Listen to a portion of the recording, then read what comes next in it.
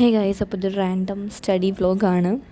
ഇതെനിക്ക് ക്ലാസ് ഉണ്ടായില്ല, ഇലക്ഷനും കാര്യങ്ങളൊക്കെ ആയിട്ട് ഞങ്ങൾക്ക് ഇന്ന് സ്കൂളിൽ നിന്ന് അവധി വന്നേക്കുമായിരുന്നു. അപ്പോൾ വീട്ടിൽ ഫസ്റ്റ് കുറേ നേരം ഫോണും കാര്യങ്ങളൊക്കെ നോക്കിയിരുന്നു. പക്ഷേ പിന്നെ എക്സാമിൻ്റെ കാര്യം ആലോചിച്ചപ്പോഴേക്കും പഠിച്ചല്ലേ പറ്റും. അങ്ങനെ ബുക്കൊക്കെ തുറന്നിട്ടുണ്ടായിരുന്നു.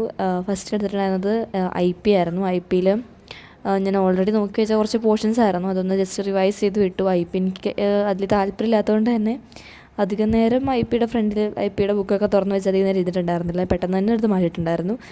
കാരണം എനിക്ക് അത്യാവശ്യം ഡിഫിക്കൽട്ടായിട്ട് തോന്നുന്നൊരു സബ്ജക്റ്റാണ്. പിന്നെ എനിക്ക് അത്രയ്ക്ക് അങ്ങോട്ട് ഇഷ്ടപ്പെട്ടിട്ടുമില്ല. ഇപ്പോൾ തിയറി കാര്യങ്ങളൊക്കെയാണ് പഠിച്ചുകൊണ്ടിരിക്കുന്നത്. ഞങ്ങളുടെ സ്കൂളിൽ പ്രാക്ടിക്കലായിട്ടുള്ള ഐറ്റംസൊക്കെ അത്യാവശ്യം കഴിഞ്ഞിട്ടുണ്ട്. ഇപ്പോൾ ഓൾമോസ്റ്റ് IP-യുടെ സിലബസ് കവറായി കഴിഞ്ഞിട്ടുണ്ട്, തീരാറായിട്ടുണ്ട്. അപ്പോൾ എത്രയും പെട്ടെന്ന് പഠിച്ചു തുടങ്ങിയില്ലെങ്കിൽ ശരിയാവില്ല. എക്സാമിന് വരാൻ പോകുന്ന പോർഷൻസ് എത്രയെന്ന് അറിയാൻ പാടില്ല. അപ്പോൾ മാക്സിമം പോർഷൻസ് എന്തായാലും ഞങ്ങൾക്ക് ഇടുന്നുണ്ടാവും. കാരണം എൻ്റെ ഹാഫ് ഇയറിൽ കഴിഞ്ഞിട്ട് കുറേ ചാപ്റ്റേഴ്സ് എടുത്ത പോലെ എനിക്ക് ഫീൽ ചെയ്തത്. അപ്പോൾ ഈ വരാൻ പോകുന്ന എക്സാം 40 മാർക്കിൻ്റെ ആയിരിക്കും. അപ്പോൾ അതിനകത്ത് തന്നെ കുറേ വരാൻ പോകുന്നുണ്ട് IP-ന്ന്. അപ്പോൾ അതിൻ്റെ നല്ല ടെൻഷനുണ്ട്. അതുകൊണ്ടാണ് സ്റ്റാർട്ടിങ്ങിൽ തന്നെ IP-യും കൊണ്ടിരുന്നത്. പക്ഷേ എന്നെക്കൊണ്ട് അത്രയും IP പുൾ ഓഫ് ചെയ്യാൻ പറ്റത്തില്ല. ഒത്തിരി നേരമൊന്നും എനിക്ക് IP പഠിച്ചുകൊണ്ടിരിക്കാൻ പറ്റില്ല. അങ്ങനെ അതും എടുത്തിട്ട് അത് മാറ്റിയിട്ട് ഞാൻ എക്കണോമിക്സ് എടുത്തിട്ടുണ്ടായിരുന്നു. എക്കണോമിക്സിൻ്റെ 5ാമത്തെ ചാപ്റ്ററാണെന്ന് തോന്നുന്നു. 5ാമത്തെ ചാപ്റ്റർ ഞാനിന്ന് പഠിച്ചിട്ടുണ്ടായിരുന്നു. എക്കണോമിക്സ് എനിക്ക് ആദ്യമേ ഭയങ്കര ബുദ്ധിമുട്ടും പിന്നെ ശീലമായി.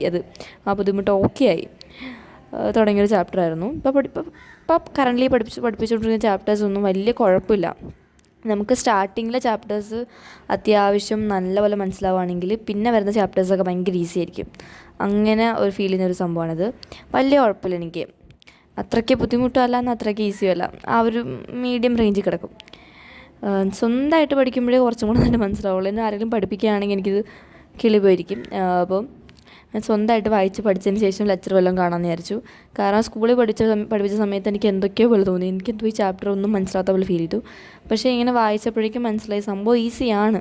അതൊന്ന് സെൽഫ് സ്റ്റഡി വഴി സെറ്റാക്കിയതിന് ശേഷം ക്ലാസ് വല്ലതും കേൾക്കുകയാണെങ്കിൽ കുഴപ്പമുണ്ടാവില്ലെന്ന് എനിക്ക് തോന്നി. അപ്പം അങ്ങനെ ഈ ചാപ്റ്റർ ഒന്ന് മര്യാദയ്ക്ക് ഇരുന്ന് പഠിക്കാമെന്ന് വിചാരിച്ചിട്ടുണ്ടായിരുന്നു.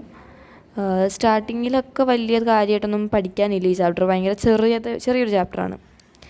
അപ്പം സ്റ്റാർട്ടിങ്ങിൽ കുറച്ച് തിയറിയും കാര്യങ്ങളൊക്കെ ഉണ്ട്. അപ്പോൾ അതൊക്കെ ഒന്ന് പഠിച്ച് സെറ്റാക്കാമെന്ന് വിചാരിച്ചു. എക്കണോമിക്സ് എനിക്ക് ആദ്യമേ ഭയങ്കര ബുദ്ധിമുട്ടായിരുന്നു കേട്ടോ. ഞാൻ ആദ്യമേ ഏറ്റവും കൂടുതൽ ഇങ്ങനെ ബുദ്ധിമുട്ട് സബ്ജക്റ്റായിരുന്നു ഇത്. ഞാൻ ഏറ്റവും കൂടുതൽ പഠിച്ചുകൊണ്ടിരിക്കുന്നതും എൻ്റെ വീഡിയോസിൽ മിക്കപ്പോഴും ഞാൻ എക്കണോമിക്സ് പഠിക്കാൻ പോകുന്നതായിരിക്കും കൂടുതലായിട്ട് കേട്ടിട്ടുണ്ടാവുക. കാരണം എനിക്ക് അത്രയ്ക്ക് ബുദ്ധിമുട്ടായതുകൊണ്ടായിരുന്നു. പക്ഷേ ഇപ്പോൾ എനിക്ക് വലിയ സീനില്ല. ഇപ്പോൾ എനിക്ക് ബുദ്ധിമുട്ടുള്ളത് അക്കൗണ്ടൻസിയാണ്. അക്കൗണ്ടൻസി സ്റ്റാർട്ടിങ്ങിൽ എനിക്ക് ഏറ്റവും കൂടുതൽ മാർക്ക് വാങ്ങിക്കുന്നത് അക്കൗണ്ടൻസിലാണ്. ഇപ്പോൾ കഴിഞ്ഞ 2 എക്സാമിലും എനിക്ക് അക്കൗണ്ടൻസിക്കാണ് ഏറ്റവും കൂടുതൽ മാർക്കുള്ളത്. പക്ഷേ ഇപ്പോൾ എനിക്ക് അതൊക്കെ പോയി. കാരണം ഇപ്പോൾ പഠിപ്പിച്ചുകൊണ്ടിരുന്നതൊക്കെ എനിക്ക് ഭയങ്കര ബുദ്ധിമുട്ടായിട്ടാണ് എനിക്ക് ഫീൽ ചെയ്യുന്നത്. നല്ല ഡിഫിക്കൽട്ടി ലെവൽ ഇങ്ങനെ കൂടി പോകുന്ന പോലെ ഫീൽ ചെയ്യുന്നുണ്ട്. അപ്പോൾ അതൊന്ന് ഗ്രാബ് ചെയ്തെടുക്കണം. ഇങ്ങനെ അക്കൗണ്ടൻസി പഠിക്കാമെന്നാണ് വിചാരിച്ചത്. പക്ഷേ അതിനുള്ള ടൈം എനിക്ക് കിട്ടിയില്ല. ഞാൻ കൂടുതലായിട്ട് കോൺസെൻട്രേറ്റ് ചെയ്തത് എക്കണോമിക്സാണ്. ഇതിന് മുമ്പ് എനിക്ക് എക്കണോമിക്സിൻ്റെ ഒരു ഹോംവർക്ക് കംപ്ലീറ്റ് ചെയ്തിട്ടുണ്ടായിരുന്നു. അതിരുന്ന് ചെയ്തിട്ടുണ്ടായിരുന്നു. പിന്നെ ഞാൻ ബുക്ക് വായിച്ചിട്ടുണ്ടായിരുന്നു. ഇന്ന് ബുക്ക് വായനയൊക്കെ ഒന്ന് റീസ്റ്റാർട്ട് ചെയ്യാം എന്ന് വിചാരിച്ചു. കാരണം ഒരു പോസ്റ്റ് ഞാൻ കൊടുത്തേക്കുമായിരുന്നു. അതിന് തിരിച്ച് ബുക്ക് വായനയും കാര്യങ്ങളൊക്കെ ഒന്ന് സ്റ്റാർട്ട് ചെയ്ത് വെക്കാമെന്ന് വിചാരിച്ചിട്ടുണ്ടായിരുന്നു. അങ്ങനെ ബുക്ക് എടുത്തിട്ടുണ്ടായിരുന്നു. പിന്നെ ഹോംവർക്ക് ഇതായിരുന്നു മെയിനായിട്ട് ചെയ്തിട്ടുണ്ടായിരുന്നത്. അതിന് ശേഷം ഈവനിങ് ഒരു ആഫ്റ്റർനൂണിന് ശേഷമാണ് ഞാൻ പഠിക്കാനായിട്ട് ചെയ്തിട്ടുണ്ടായിരുന്നത്. അപ്പോൾ പഠിക്കുന്ന കാര്യങ്ങളാണ് നിങ്ങളീ കണ്ടുകൊണ്ടിരിക്കുന്നത്. ഇപ്പോൾ മെയിനായിട്ട് എനിക്ക് പഠിക്കാൻ സമയം കിട്ടുന്നത് ഈവനിങ് ടൈമായിരിക്കും. നൈറ്റ് എനിക്കങ്ങനെ പഠിക്കാൻ ടൈം കിട്ടത്തില്ല. കാരണം ഇവിടെ ഞങ്ങളുടെ അടുത്തൊരു അമ്പലമുണ്ട്. അപ്പോൾ അവിടുത്തെ അമ്പലത്തിൽ എന്തോ ഉത്സവമോ എന്തൊക്കെയാണ്. അപ്പോൾ അതിനായിട്ട് തിരുവാതിരയും കാര്യങ്ങളൊക്കെ ഉണ്ട്. അപ്പോൾ അതിനൊക്കെ ഞാൻ പോയി ചേർന്നിട്ടുണ്ട്.